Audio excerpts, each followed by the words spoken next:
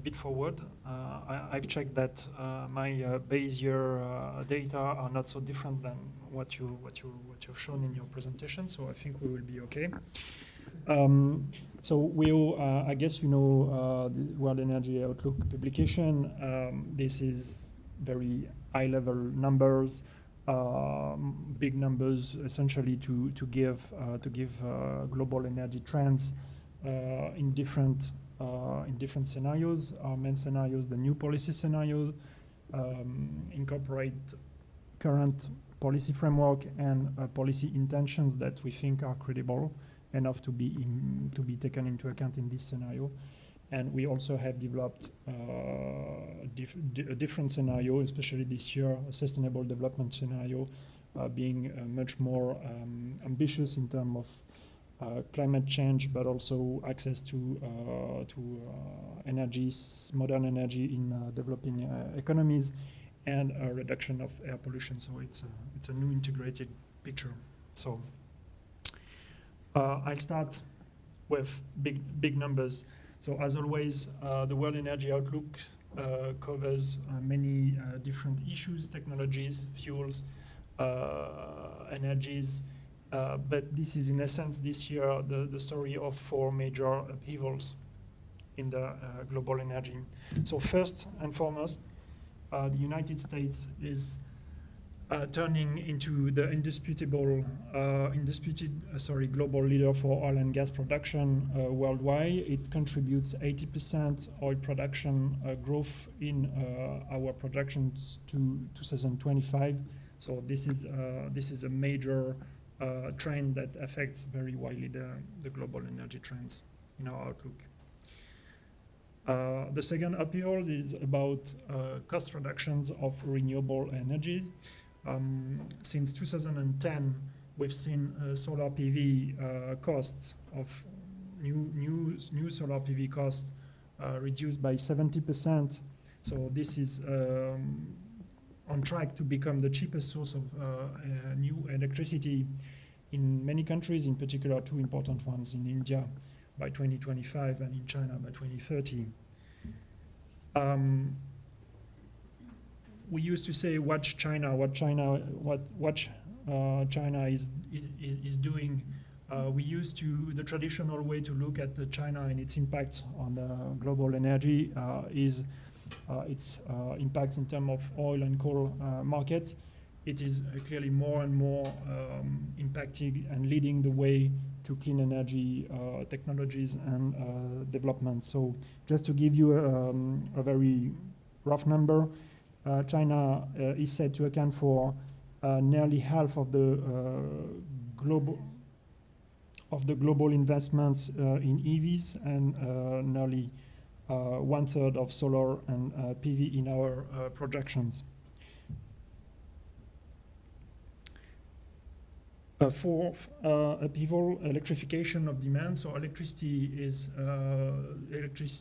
everywhere, and it's increasing. We are increasing very much our use of electricity. Look at our connected devices in our everyday life.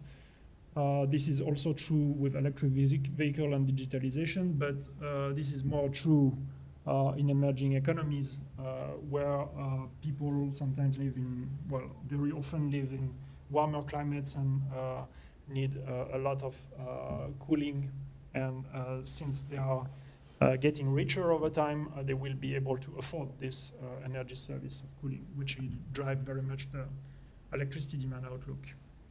So just to give you a sense of the speed of electricity demand, it's going twice the pace of total electricity demand.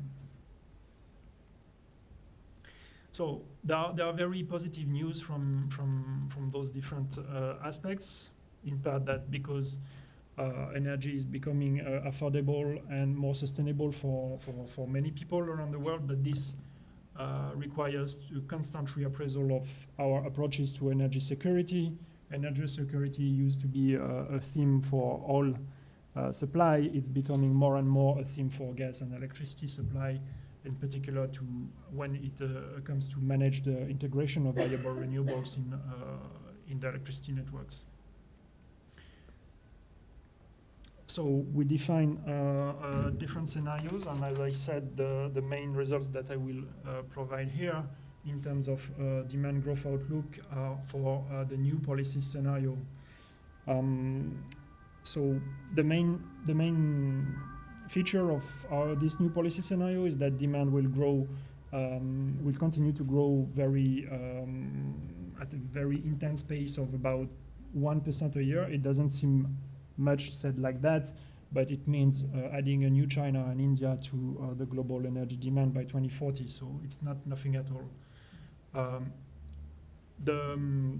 The usual story is that most of the growth will come from developing Asia, around 2/3 of the growth, and that China will remain the main energy demand center in the world. But the highest demand growth will come from another emerging country, which is India, accounting for about 30% of the global growth in energy demand.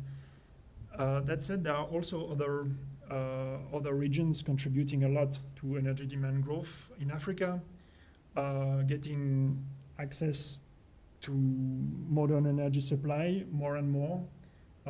It's not done yet in our full access. It's not there yet in our new policy scenario, but Africa is inventing new business models, deploying new technologies very, very quickly right now, and that contributes a lot to the demand growth.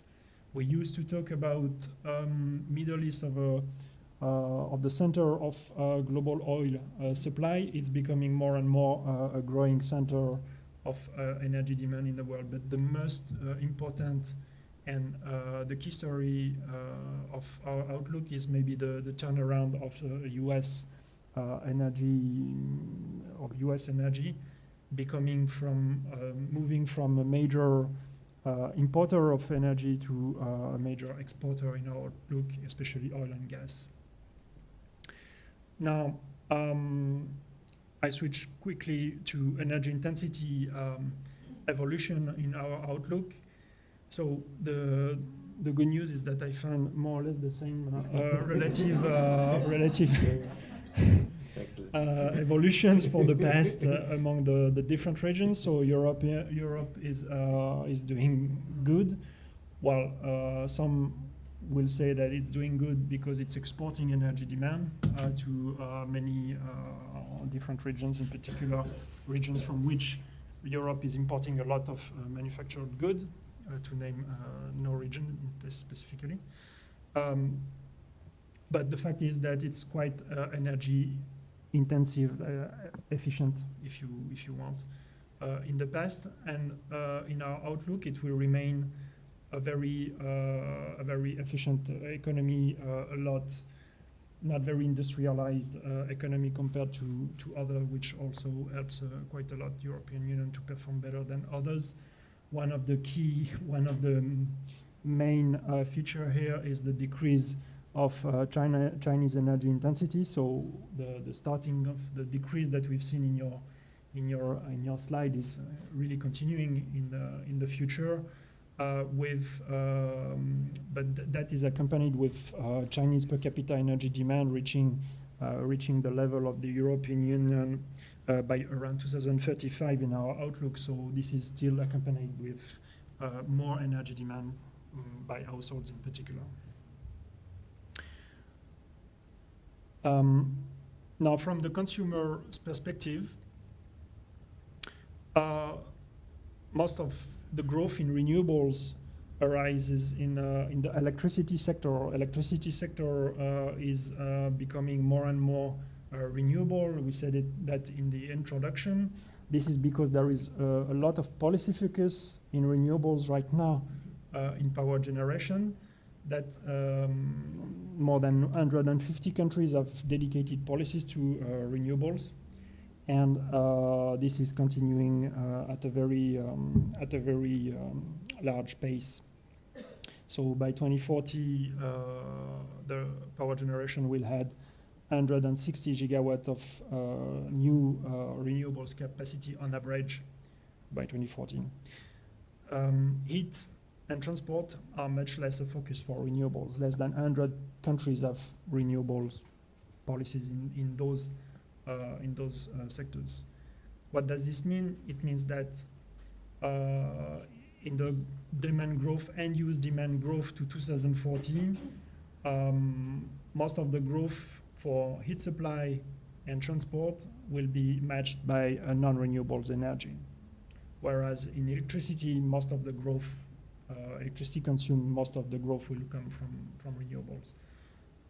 That doesn't mean that energy efficiency is not useful and doesn't appear at all in our scenarios.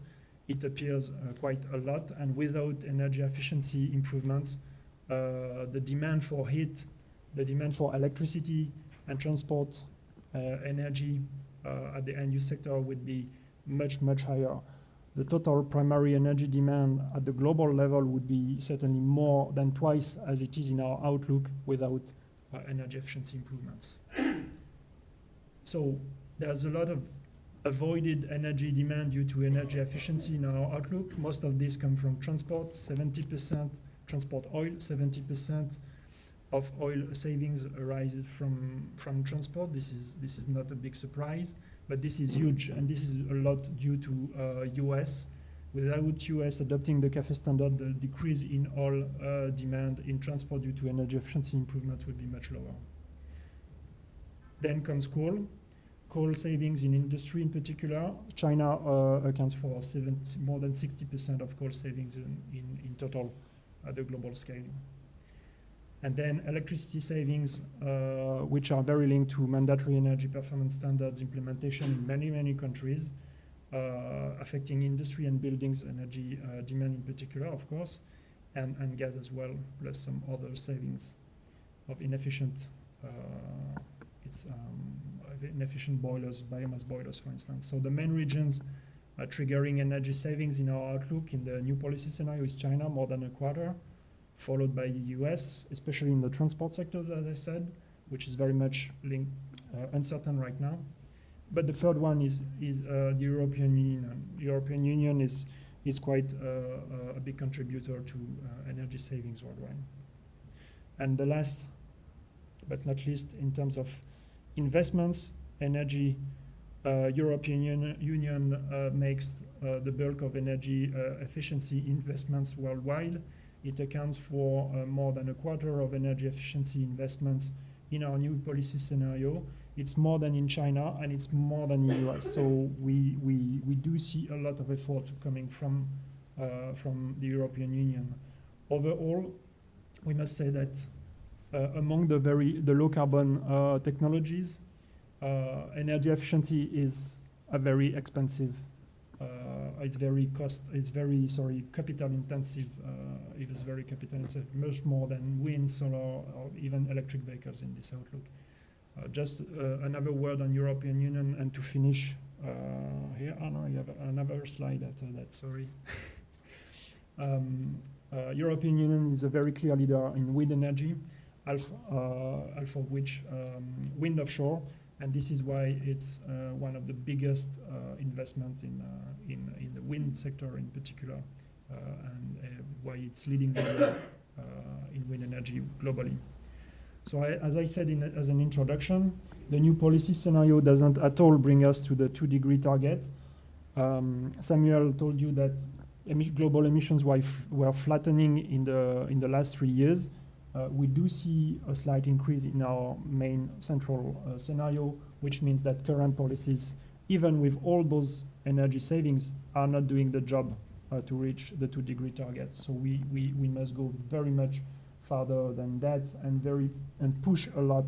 Again, energy efficiency. You see that energy efficiency will account for about almost half of the additional cumulative emission savings needed by 2040 to reach the trajectory which is just compatible with the Paris Agreement. Thank you very much.